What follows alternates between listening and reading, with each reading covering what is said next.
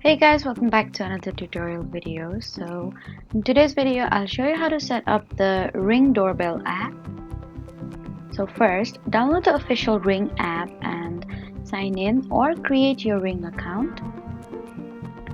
Then make sure your Ring doorbell is powered on and ready for setup. Then in the ad, tap the option to set up a new device and select your Ring doorbell. After that, follow the on-screen instructions to connect the doorbell to your Wi-Fi network. Then after that, allow the permission the Ring app needs, such as location access if requested. And once the setup is complete, test the doorbell and make sure you can see the live view and receive alerts.